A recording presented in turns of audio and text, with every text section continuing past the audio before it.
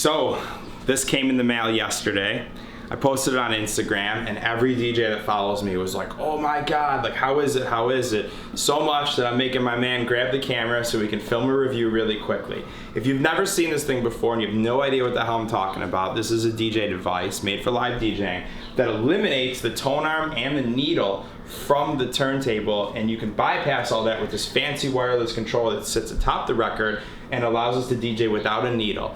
The reason that this is so revolutionary is, one, they don't make needles anymore, well, at least not the M447, which is the classic turntablist needle. The second thing is bass and vibration on big stages, which is a huge issue for turntables, is no longer an issue according to phase.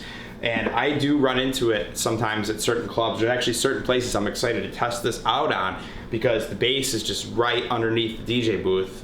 I don't know why, and it vibrates to the point where the needles actually shake off of the records and end up in the label, and my whole set is just destroyed. So yeah, there's internal mode and all that stuff on the computer, but regardless, it's a huge pain in the ass, and it deters me often from using turntables when I'm in a live setting. So this device apparently fixes all that, and you're probably wondering what's in the box. Cool, so we opened the box up, and here's everything that came with it. It's pretty straightforward.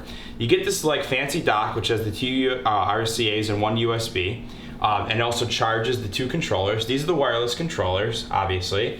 There's these fancy little stickers that are steel, little like metal magnetic stickers. They're magnetic. More on that later. They give you these stickers if you want to advertise on the back of your laptop while you're DJing. I'll take one of those later, thank you. Then there's two RCAs and a USB that's, I think, still plugged in up there. This fancy box that's a pain in the ass to open without ripping up. A manual, which is in 70,000 different languages and is very deceiving because there's only really 2 pages of information. And then if you're a day one sponsor like I am, they give you these free slip mats, which say thank you for your endless support to overcome the challenges. In other words, these guys were a year and some change late, or something crazy like that, because I pre-ordered this so long ago I forgot I even ordered it. And yeah, they gave me slip mats, which I really didn't even bother to open or give a shit about. So yeah, that's what's in the box, and let's talk about setup.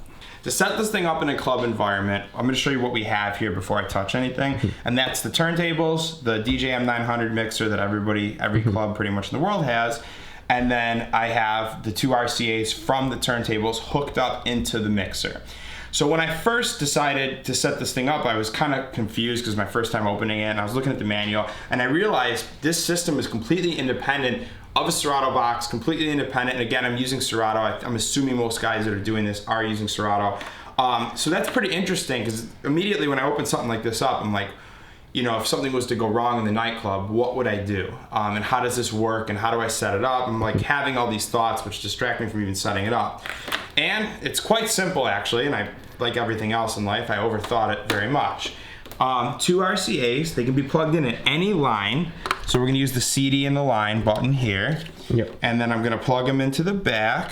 So that would be the B side, wrong way. And then that would be the A side here.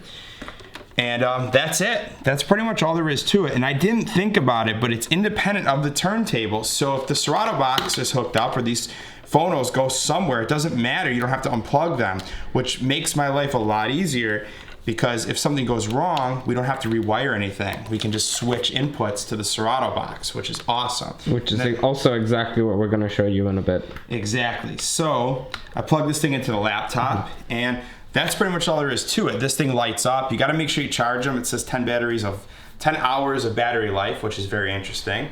And then we take them out. That's it. It's this fancy little thing. It looks like kind of looks like one of those like e-cigarettes. And then you put it on top of here. Real quick, they give you 4 of these little magnetic strips. All you gotta do is just pop it off, peel the strip, drop it in, make sure you line it up to your little record thing, otherwise you're gonna go OCD crazy. And then that's it. So let's drop this thing on there. And let's take this one out of there. And they sell one with 4. I didn't really see the need to buy 4 of these things. I wasn't even sure if I wanted to. But now that I have them, I actually do kind of like them. So here we are. It works. It works. That's all there is to it. So what if something goes wrong is the first thing, well, probably the 50th thing that ran through my head. And I was thinking, if the Serato's already hooked up and you're using Club Kit, all you'd have to do is stay on the USBs and then use the actual needle here. So let's assume this whole thing goes wrong. We're gonna take this off. And then in Serato here, I'll switch to track 4 instead of 2, and boom, I'm set. That's running through Club Kit, everything's working just fine. So I don't really foresee this going bad. God bless the first time I take this out to a nightclub in a week. But so far, pretty easy to set up, pretty cool. Now my qualms with the system, what I don't like. The first thing I had to do was install this app, and you can come around, I'll show them the app. It thought it was charged when I plugged it in, and it wasn't charged, so I couldn't figure out how to get one side to pair, and the other side was working, which is driving me crazy. The app doesn't tell you anything, which really frustrates me. It just literally says what program you're using, Serato. There's one called eJing or some shit like that, which is weird. And then there's Tractor and all the common ones that we all use. It didn't tell me what was going on, if it was paired. It just lets you see the battery life, and you can change the LED, the color of the LEDs, which I chose purple for some reason, just to see if it would work. Looks kind of dope though. Yeah, it looks pretty sweet. And that's it. So the app is sort of useless. I'm hoping that there's an update in the next couple months that kind of tell you, hey, like this is side B isn't connected or whatever, because I worry that I'm gonna take all this stuff out in the club and it's just gonna be a disaster and I'm not gonna know what's going wrong. With Serato, I've used it so long that I kind of know every way to troubleshoot it. But with this, it's a new territory, so I'm kind of scared of the unknown, if that makes any sense. Not that there should be any problems, but that's it. Yeah, and then one last thing in performance. Every single person's asked me, is there latency, is there lag? It's dead free, and I'll demonstrate that in a second with my mediocre scratching.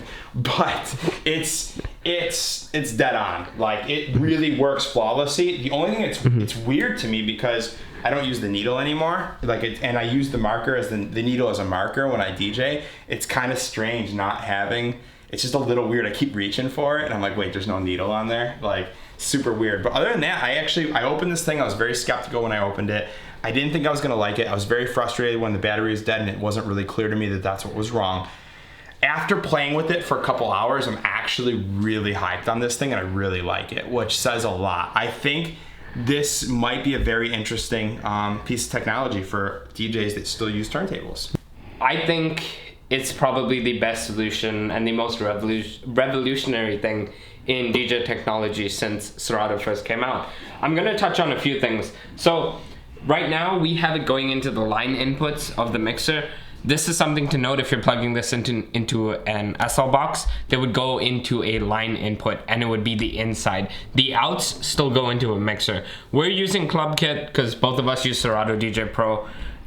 It's just what works for us. I know people still use Scratch Live out there. And that brings me to my next point. It's using the Serato tone, which is actually a proprietary tone, but Scratch Live reads it as well because it is the same tone after all. And to interject really quick, it's really weird because there's a red line there which usually indicates something's wrong. However, in this case, it's normal because they're not using the proprietary tone. There's no drift or anything really wrong, and it still performs perfectly even at slow speeds and everything. It's exactly what you'd expect. It's seamless performance.